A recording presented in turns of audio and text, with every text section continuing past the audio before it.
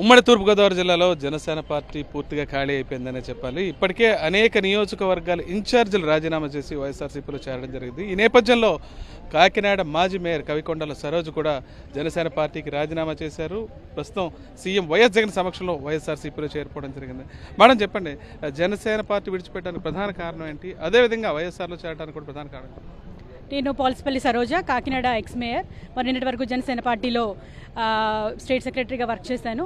ఈరోజు వైసీపీ ప్రభుత్వంలో మరి మంచి జరుగుతున్న పనులు కానివ్వండి, మరి అక్కడ జరుగుతున్న సంక్షేమ పథకాలు కానివ్వండి, వీటిని చూసి ఈరోజు జగన్మోహన్ రెడ్డి గారి ఆధ్వర్యంలో, అంటే మా జిల్లా అధ్యక్షులు కురసాల కన్నబాబు గారి ఆధ్వర్యంలో, మరి చల్మలశెట్టి సునీల్ గారి ఆశీస్సులతోటి, ద్వారంపూడి చంద్రశేఖర్ రెడ్డి గారి సపోర్ట్ తోటి ఈరోజు వైసీపీ పార్టీలో జాయిన్ అవ్వడం జరిగింది.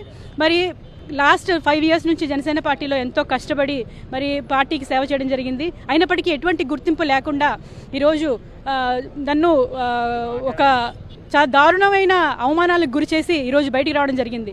జనసేన పార్టీలో బీసీలకు కానీ లేదంటే మహిళలకు కానీ విలువ లేదు అన్నది ఆల్రెడీ ప్రూవ్ అయిపోయింది.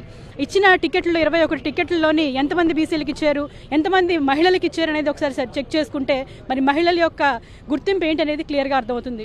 ఈరోజు జనసేన పార్టీలో మహిళలకి గుర్తింపు లేకుండా ఈరోజు రోడ్ల మీద డప్పులు కొట్టుకుని తిరిగే పరిస్థితులు ఈరోజు ఉన్నారంటే మరి వాళ్ళ పరిస్థితి ఎంత హీనంగా ఉందో అర్థమవుతుంది. ఈరోజు జన సైనికులు, యువత ఎంతోమంది మాకు ఉడుకు రక్తం కావాలని చెప్పి ఊగిపోతూ మాట్లాడే పవన్ కళ్యాణ్ గారు మరి ఉడుకు రక్తం అక్కర్లేకుండా 21 సీట్లని కన్ఫర్మ్ చేశారు. ఆ 21 సీట్లలో కూడా దాదాపు 11 సీట్లు మరి వైసీపీ నుంచి రిజైన్ చేసి వచ్చిన వాళ్ళకి, అదేవిధంగా తెలుగుదేశం నుంచి వచ్చిన వాళ్ళకి ఇవ్వడం జరిగింది.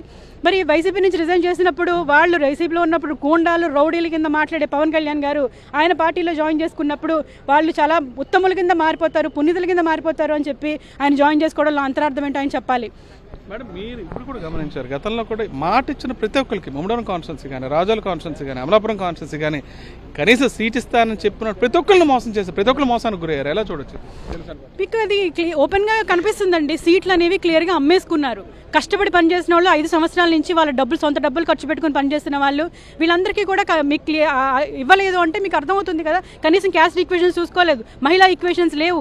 21 సీట్లలో ఒకే ఒక మహిళ ఇవ్వడం జరిగింది. ఆ మహిళ కూడా 3 సంవత్సరాల నుంచి పార్టీకి దూరంగా ఉండి 2019లో పోటీ చేసి 6,000 ఓట్లు తెచ్చుకుని 3 సంవత్సరాలు దూరంగా ఉండి లాస్ట్ ఇయర్ వచ్చి మరి కొనుక్కున్న పరిస్థితి ఈరోజు మహిళలు కూడా కనిపిస్తుంది. అంటే మహిళలు ఎవరు పనికిరారు, కేవలం ఎమోషనల్గా, పవన్ కళ్యాణ్ గారు చెప్పారు ఇదివరకు, ఎమోషనల్గా మాత్రమే కనెక్ట్ అవుతారు మహిళలు అని చెప్పారు. అంటే మహిళలకు దేనికి పనికిరారు, రాజ్యాధికారం తీసుకోవడానికి పనికిరారు. ఇప్పుడు మీరు చూసుకుంటే జనసేన పార్టీలో నలుగురు రాజ్యాధికార పోస్టులు చేసిన వాళ్ళు ఉన్నారు. ఒకటి నాదెండ్ల మనోహర్, 2 కందుల దుర్గేష్, తాడేపల్లిగూడెం చైర్పర్సన్ బొలిశెట్టి శ్రీనివాస్ గారు, తర్వాత నేను, ముగ్గురికి ఇచ్చారంటే వాళ్ళు ముగ్గురు కూడా ఓసీ కమ్యూనిటీకి చెందిన వాళ్ళు. నేను బీసీ కమ్యూనిటీకి చెందిన దాన్ని, మహిళని కాబట్టి, బీసీని మహిళని కాబట్టి నన్ను చిన్న చూపు తీసి పక్కకు తీయడం జరిగింది. కనీసం టికెట్ ఇవ్వలేకపోతే పిలిచి కనీసం మాట్లాడే దుస్థితి కూడా ఈరోజు అక్కడ పార్టీలో లేదు. అటువంటి పరిస్థితుల్లో ఎవ్వరు కూడా పార్టీలో ఉండే పరిస్థితులు లేవు. నాయకులు వెళ్ళిపోండి, నాయకుల్లో గుండెల్లో ఉంటారు అని చెప్పేసి ఊకదంపుడు ఉపన్యాసాలు ఇచ్చి పైగా మైకుల ముందు మాట్లాడడం మాత్రమే వచ్చు. కనీసం ఈ 5 సంవత్సరాల్లో నేను జనసేన అధినేతను కలిసింది గట్టిగా గంట సేపు మాత్రమే. తర్వాత ఎప్పుడు కూడా ఆయన కలవరు, ఇక్కడ లోకల్ ఇబ్బందులు కూడా చెప్పరు. ఎన్నో కార్యక్రమాలు ఆయనకి అవగాహన, ఆయన వార్డు మెంబర్ కూడా కాలేనటువంటి మనిషి పక్కన స్పీకర్గా పనిచేసినటువంటి నాదెండ్ల మనోహర్ని పెట్టుకుని ఆయన ఏ సందేశం ఇస్తున్నారు? కనీసం ఏ కార్యక్రమాల్లో కూడా ఆయన ముందు ఉండట్లేదు, ఏ కార్యక్రమాల్లో ఆయన ముందు చెయ్యడు. ఈయన ఏది చెప్తే తలాడిస్తాడు. నాదెండ్ల మనోహర్ అనేవాడు టీడీపీ కోవట్టుగా పనిచేసి ఇక్కడికి వచ్చి ఈ పార్టీని నిర్వీర్యం చేయడం కోసం చేశాడు. కాపులని డివైడ్ అండ్ రూల్ పాలసీలో డివైడ్ చేసేసి ఎవరి కాళ్ళుగా, ఇప్పుడు కొంతమంది తెలియక పాపం చాలామంది జన సైనికులు మాట్లాడుతున్నారు, జనసేనలో ఉన్న వాళ్ళు చాలా మంచి కాపులట, మిగతా పార్టీలో ఉన్న వాళ్ళు కాదంట. అంటే వాళ్ళు డివైడ్ అండ్ రూల్ చేసేటువంటి విధానాన్ని జనసేన పార్టీ నేర్పించింది, వాళ్ళు కొట్టుకొని చచ్చే విధానం నేర్పించింది. నేను కూటమి అభ్యర్థులను ఓడించే దిశగా నా ప్రయత్నం నేను చేస్తాను. నాకు జరిగిన అన్యాయాన్ని జనాల్లోకి తీసుకెళ్తాను. 42 లక్షల మంది సెట్టి బలిజలు ఉన్నారు ఉమ్మడి తూర్పుగోదావరి జిల్లాలో. వాళ్ళందరికీ కూడా నేను ఒకటే పిలిపివ్వబోతున్నాను. కానీ కేవలం ఒక్క సీట్ అంటే ఒక్కటి కూడా జనసేన పార్టీ ఇవ్వలేదు. అటువంటి పార్టీకి నిజంగా అంటే పనులు చేయించుకోవడానికి, జెండాలు మోయించుకోవడానికి మాత్రమే ఉపయోగించుకుంటారు సెట్టి బలిజల్ని.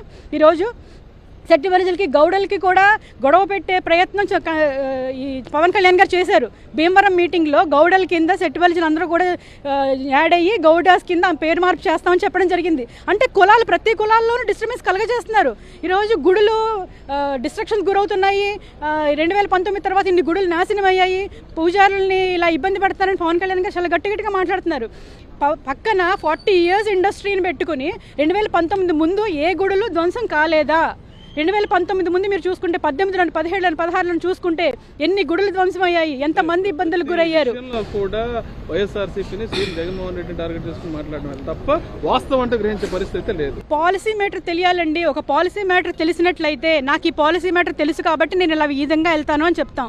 ఇప్పుడు పక్కన 40 years ఇండస్ట్రీని పెట్టుకున్నారు. ఎన్ని రకాల అరాచకాలు సృష్టించారు, అన్ని రకాల అరాచకాలు 2014 తర్వాత జరిగినాయో ఇవన్నీ కూడా ఓపెన్గా తెలుసుకున్నటువంటివి.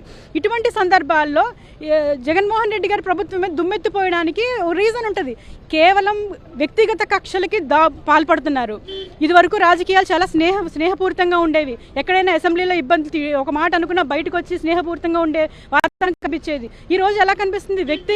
వ్యక్తిగతంగా టార్గెట్ చేస్తున్నారు. ఈరోజు జగన్మోహన్ రెడ్డి గారిని రాయితో కొట్టారని చెప్పేసి చాలా హేళనగా మాట్లాడుతున్నారు. పవన్ కళ్యాణ్ గారు అనలేదా అండి? నన్ను చేతుల్ని బ్లేడ్తో కోసేస్తున్నారని చెప్పి అనలేదా అండి? ఆయన ఏ సింపతి పొందడం కోసం అంటున్నారు? ఒక్కసారి ఆత్మ పరిశీలన చేసుకోవాలి. ఒక్కళ్ళ మీద ఒక టార్గెట్ చేసే ముందు మన పరిస్థితి ఏంటనేది ఆత్మ పరిశీలన చేసుకోవాల్సిన అవసరం ఎంతైనా ఉందండి. ఖచ్చితంగా బీసీలు ముఖ్యంగా సెట్టిబలిని పవన్ కళ్యాణ్ ఏ రకంగా మోసం చేశాడనే విషయాన్ని సరోజ స్పష్టంగా చెప్తున్నారు. ఇలా మోసం చేసిన విధానాన్ని రాష్ట్రంలో జనసేన పోటీ చేసే ప్రతి నియోజకవర్గానికి వెళ్ళి ప్రజలకు వివరించే ప్రయత్నం చేస్తానంటున్నారు. రాజానగర్ నుంచి వీడియోస్ ముందుకు సరీష్ ఫర్ సాక్షి.